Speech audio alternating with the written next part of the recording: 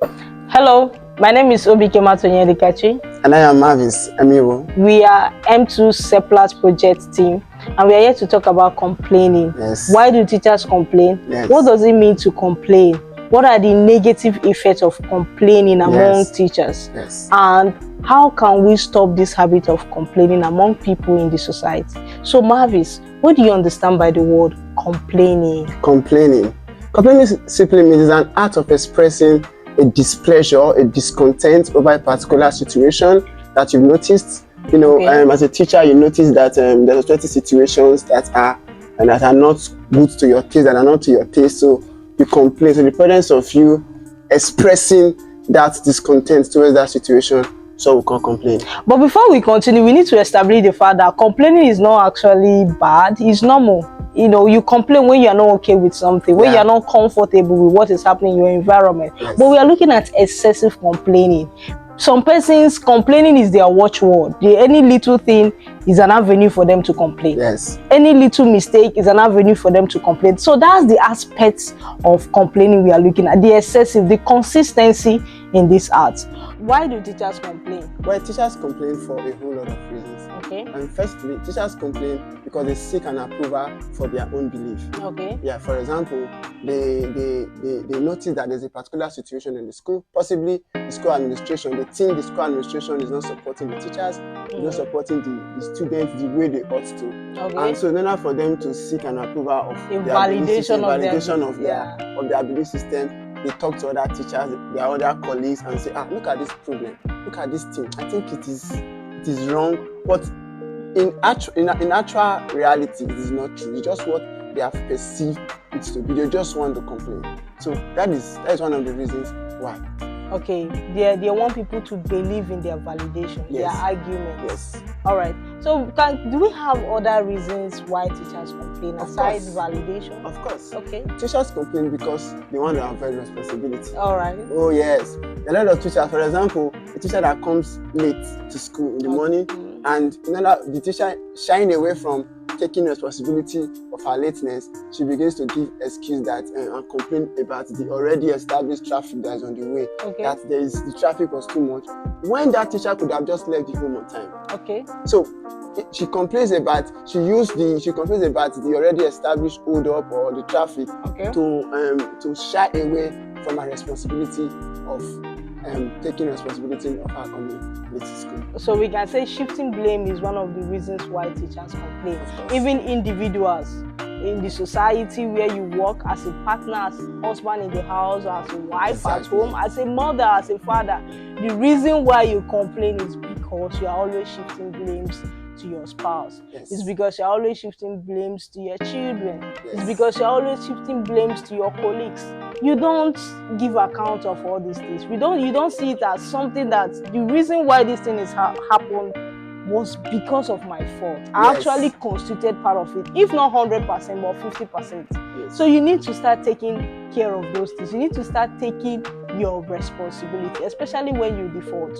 So what are the negative effects of complaining? Oh, firstly, one of the negative effects of complaining is it damages your productivity as a teacher. Okay. So it doesn't matter in any workplace, as far as you are a person that is known for excessive complaining, it damages your productivity level. You cannot produce well in that establishment. As a teacher, you complain about apparently everything in the school. You cannot achieve your lesson plan at the end of the day. Okay. If you are somebody that is always known, that is a teacher that is known for complaining, when you get to the class, you're always complaining. When you just have 45 minutes to deliver your lessons. So if you use 30 minutes to complain, you will notice that you have just 15 minutes left. Your production level will be so low at the end of the day. So, and also bringing it down to an individual. When you see people that complain, they're always finding fault. Yes. You know, every human being, everybody has both negative and positive aspects. So it now depends on you. Which one are you interested on? Are you interested in the positive aspect of an individual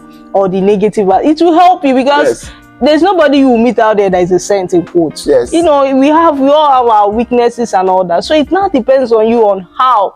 And sometimes you see people misusing their opportunity, abusing their relationship or friendship they have with the people because of this issue of complaining. Because you're always interested in identifying the fault of Mr. A.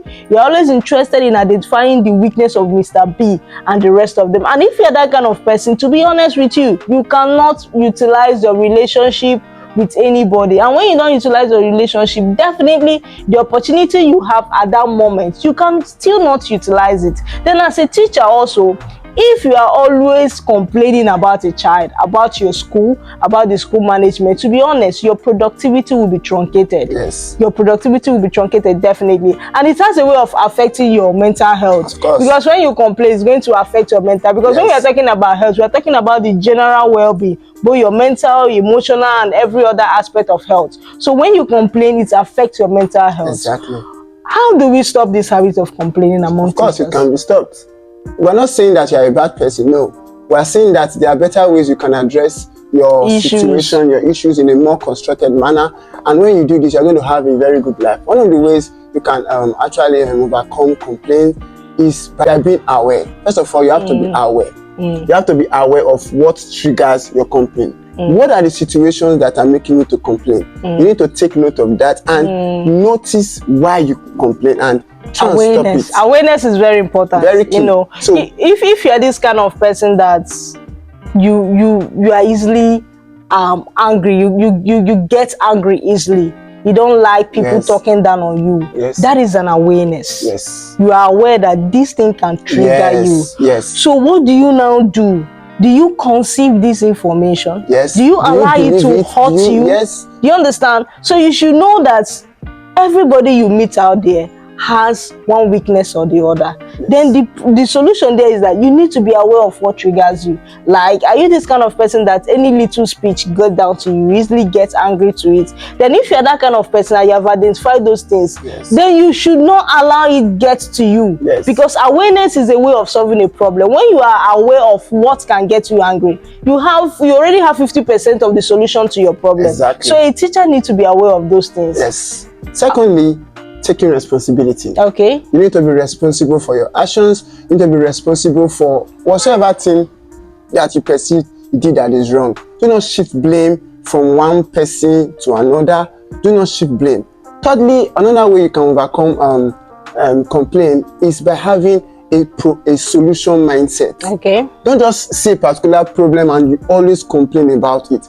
Try and provide solutions to those problems. You know, there's a saying that people that complain, they shy away from providing solution to that problem. So you use all the time to complain without providing solution to that particular problem. And in terms of responsibility, anybody you see out there, like I said, the person has a negative attributes. You understand? And what brings about the negative attribute is our reactions. I always use these actions and reactions. Call that what is a bad person, you actually made this person to be bad. You actually brought out the negative aspect of that person. So you need to take responsibility, and it has a way of preventing you from complaining. It has a way of reducing that rate to which you complain about certain things. So when you meet people in school, let's say your principal, your school management, and the rest of them, the reason why you're always complaining that this man is a bad person, you must have done something. So you need to take responsibility of those actions. So the reason why your principal is always complaining is because there's something that you are not doing right. So you need to take responsibility of your action. You shouldn't be shifting blame. And also being a positive person, a solution-based teacher, a solution-based individual, it has a way of stopping the way you complain. So you should see things in a positive aspect, and you should also see solutions to every situation, no matter how difficult that situation is.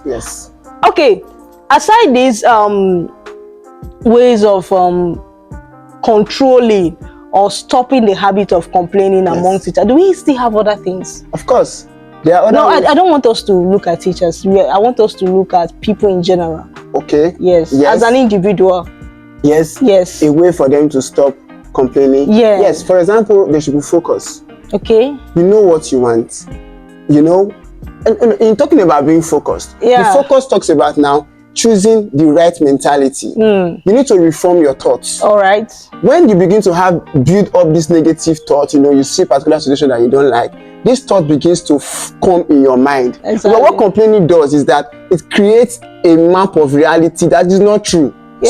So it now depends on you if you are going to believe that thought and act on it, or you are going to choose a positive thought. And I want to add something. Maintain your thought pattern. I want to add something. Be mindful of your goal as an individual. Yes. Anybody you meet out there that you want the person to help, you should always know that this person has a negative attributes.